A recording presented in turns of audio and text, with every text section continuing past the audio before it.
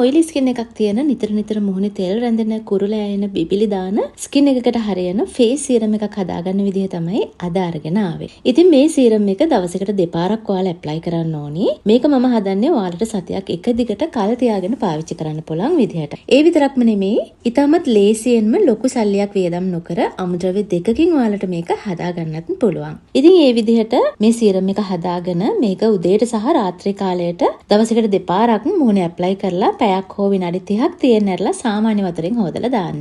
මම මේක හදාගන්න යොදාගත් අමුද්‍රව්‍ය වලින් ස්කින් එකේ වගේම ස්කින් පෝසස් වල තියෙන තෙල් කුණු දූවිලි බැක්ටීරියා අයින් කරලා හොඳට ඩීප් ක්ලෙන්ස් කරන්න හැකියාවක් තියෙනවා. වගේම ස්කින් පෝසස් නැති කරන්නත් මේකට හැකියාවක් තියෙනවා. ඇස් වටා වුණත් ඔයාලට මේක කිසි බයක් නැතුව ඇප්ලයි කරන්න පුළුවන්. මොකද මේක 100%ක්ම නැචරල් සත්කාරයක් නිසා. ඉතින් මේක ඇප්ලයි කරද්දී ගොඩක්ම කුරුලෑ වගේ ආසාදන තියෙන මූණක් නම්, මොකද තෙල් වලට අමතරව ගොඩක් අයගේ ගොඩක් කුරුලෑ ආසාදන වෙච්ච හමක් නම් ටිකක් ඒ හැම දැවිල්ල ගන්න පුළුවන්. මොකද මේකට මම දාලා තියෙන අමුද්‍රව්‍ය වලින් එහෙම හැකියාවක් තියෙන නිසා. තවත් දෙයක් තමයි මේක සතියක් එක දිගට පාවිච්චි කරන්න. ඊට පස්සේ ඔයාලටම තේරෙයි ස්කින් එකට වෙනසක් එනවා. ඊට පස්සේ සතියට දවස් 3ක් වගේ වෙන්න බැලන්ස් වෙන විදිහට ඔයාලට මේක පාවිච්චි කරගෙන යන්න පුළුවන්.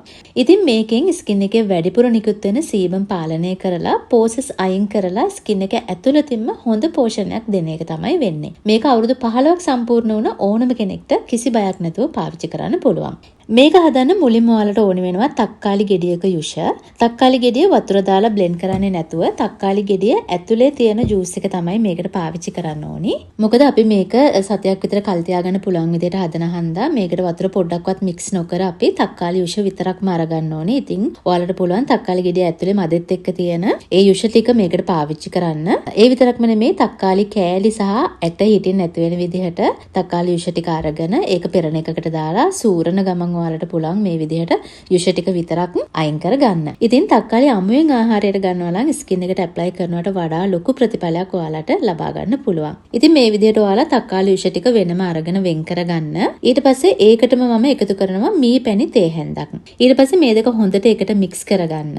ඉතින් මේකට මම මී පැණි එකතු කරගත්තේ මොකද මී පැණි කියන්නේ හොඳ මොයිස්චරයිස් එකක් වගේම මී පැණි වලට පුළුවන් වැඩිපුර නිකුත් වෙන සීබම් පාලනය කරන්න. ඒ විතරක්ම නෙමෙයි, මේකට මී පැණි එකතු කරපුවාම ඩ්‍රයි එකත් එක්ක මොයිස්චරයිස් එකත් එක්ක ස්කින් එක හොඳට බැලන්ස් වෙනවා. ඉතින් ඒ වගේ බැලන්ස් එකක් එකතු කරන්න සහ හැම රතු වෙන එක, කුරුලෑ එන එකත් නැති කරන්න පුළුවන් හැකියාවක් මේ පැණි වලට තියෙනවා. ඉතින් මේක ඔයාලට සතියක් ෆ්‍රිජ් එකේ තියාගෙන එක දිගට දවසට දෙපාරක් පාවිච්චි කරන්න පුළුවන් සහ දවස් 3ක් යනකම් ඔයාලට ෆ්‍රිජ් එකෙන් පිට රූම් ටෙම්පරේචර් එකේ තියාගෙන පාවිච්චි කරන්න පුළුවන්. ඉතින් මම වීඩියෝ එක මුලින් සඳහන් කරපු විදිහට ඔයාලා මේක හදාගෙන දවසකට දෙපාරක් උදේට සහ රාත්‍රී කාලයට මේක ඇප්ලයි කරන්න. ඇප්ලයි කරද්දී අනිවාර්යෙන් ඔයාලා මතක තියාගන්න මූණ හොඳට පිරිසුදු කරලා මේක ඇප්ලයි කරන්න ඕනේ. ඉතින් හොඳට පිරිසුදු කරගත්තු මූණට මේක ඇප්ලයි කරලා විනාඩි 30ක් හෝ පැයක් හරි තියලා ඔයාලට මේක සාමාන්‍ය වතුරෙන් හොදලා දාන්න පුළුවන්. ඉතින් ඒ විදිහට ඔයාලා සතියක් එක දිගට පාවිච්චි කරනකොට ලොකු වෙනසක් ඔයාලට තේරෙයි. සතියක් නෙවෙයි දවස් 3ක් එක දිගට ඔයාලා පාවිච්චි කරනකොට මේක කොච්චර ලොකු ප්‍රතිඵලයක් දෙන